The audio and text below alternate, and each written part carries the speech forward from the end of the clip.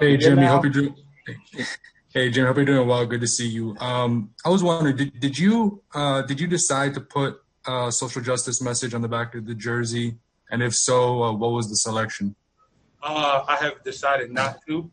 With that being said, I hope that my last name doesn't go in there as well, just because I love and respect all the messages that the league did choose.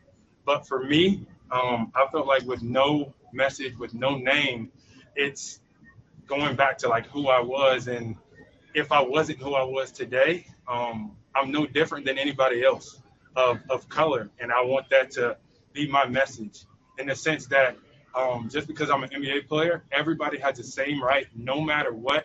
And that's how I feel about my people of color is this is a thing that we will do more action towards. I'm with, like I said, the Black Lives Matter and all the phrases that they chose to put on the back of the jersey. But for me, it's a lot more about action and continuing to learn and teach the people around me and doing what I can in my community. Has the NBA allowed that? I know obviously the last name usually goes in the back. Has the NBA said one way or the other if that's going to be Uh, allowed? Not just yet. Not just yet. I'm hoping I get that opportunity, though. I really am. Thank you. Tim Reynolds, go ahead. Hey, Jimmy, it's good to see you. You went through something similar to this, I guess, in a lot of ways in Rio, being on the road for 7 or 8 weeks and being away from home and in a confined space for a long time. Can that experience help you here with what you're going to have to go through here, being isolated from the rest of the world for 2 or 3 months? I think so. But I really, really, really enjoy being around my guys, being around my teammates, and being able to compete with these guys. It's fun to hear them talk about how they did continually work confined in their apartment or in their home. And I have so much respect for these guys and all the guys around the league that decided to come out here and compete. Because at the end of the day, we're very fortunate to be able to play basketball, have the platform to talk about what's going on in the world right now. But more than anything, man, we're just blessed to be here. Thank you, Jimmy. Ethan Skolnick, go ahead. Hey, Jimmy. Obviously, we know how much you love the game and probably missed the game during this period. How did you kind of go about the process of keeping yourself as in shape as you wanted to be during the break, keeping your mind focused as much as you could on basketball going forward with everything that was going on? And are you pleased with the way that it turned out as you get here to camp and the state that your body's in and your mind's in? Definitely. I'm happy to be here. I feel like I'm in great shape. My guys are in great shape. Some of the coaches are in great shape as well. But the whole thing was just find a way to compete, whether it be at cards or at dominoes or a foot race, whatever it is. Keep your mind thinking, I have to be the best. I have to win. And then as far as working out goes, if you have a gym at your house or a basket, yeah, go ahead. Work out, shoot, but just run, ride the bike, lift some weights, do some yoga, do some Pilates, whatever that may be. And I think the Miami Heat did a great job of using Zoom to do Pilates, yoga, lift together, talk. I think that was huge in getting back to where we are right now. And Jimmy, just to follow on that, the decision that was made to send everybody the hoops, was that just something you came up with on your own? Did somebody else suggest that to you? And what was the reaction to it? Me and my agent Bernie talked about it because I don't think anybody ever thought that the world would get to this point to where you can't go to a gym. So not many people would be like, you know what, I have a basketball hoop at home. Yes, if you have kids, you might have one, but for those that do not, you think, oh, well, you know what, today I'm going to wake up at 7, eat breakfast, and I'm going to be in the gym by 9. Our thing was, well, you can wake up at 7, 8, or 9, and you still can't leave to go to a gym. So if we send you a basket after you eat breakfast, go into the front yard, backyard, shoot a couple baskets. Brendan Tobin, go ahead. Jimmy, you guys have had a good chemistry and not really need any motivation to get together to work out all season. How do you guys feel like you're adapting to this environment and the character of the team, just dealing with all this and the way the season's set up? Like I said, we got a great group of guys. Some young guys, middle of the pack guys, some older guys that just love to be around one another. And I mean that, and compete and have each other's back and have each other's best interests at heart. And we enjoy everybody's success.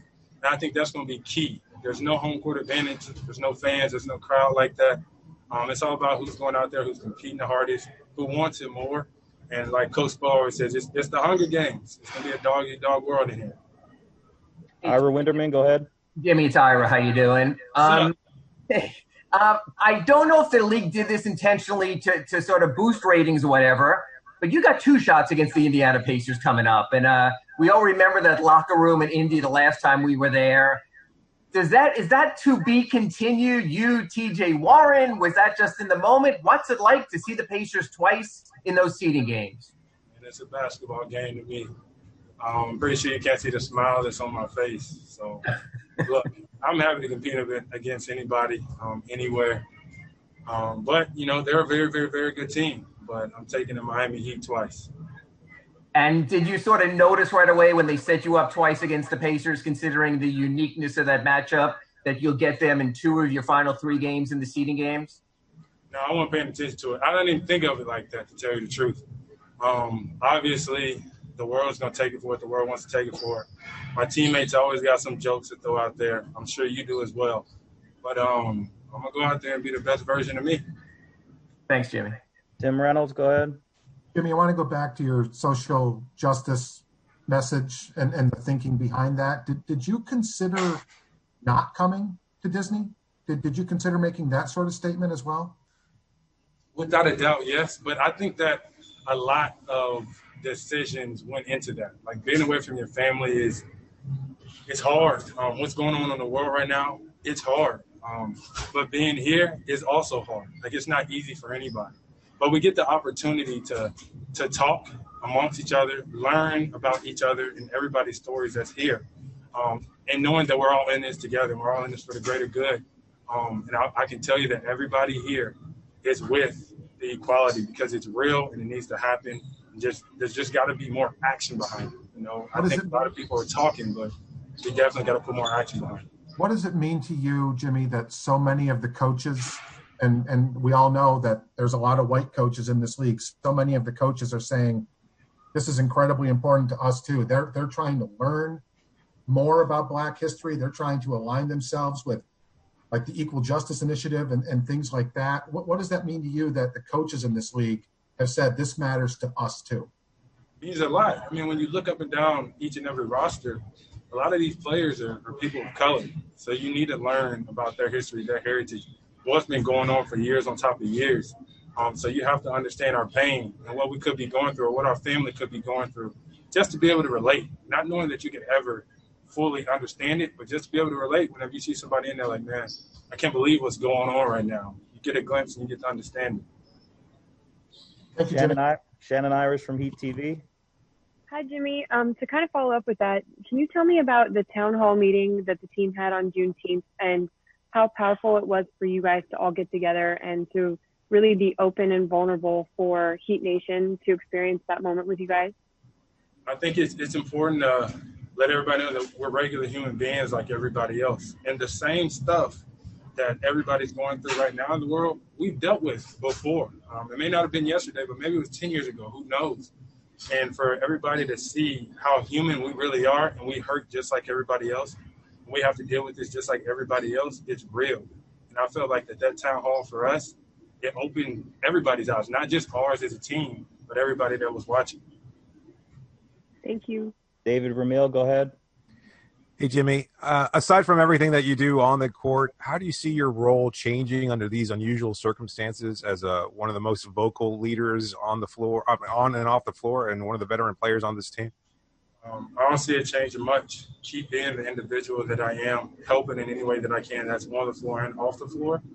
And just make sure that my teammates are doing the right thing, doing what they're supposed to be doing. I think Spo has put me in a great position to be able to do that, and be able to be vocal and speak my truth, knowing that whatever I'm saying is for the greater good. Anthony Chang, go ahead. Jimmy, I know before the season was suspended, you were dealing with some nicks and knacks, the ankle, the foot. After these 4 months, obviously you had time off, but how do you feel physically coming into this? How has your body responded to this first 4 practices? I feel good.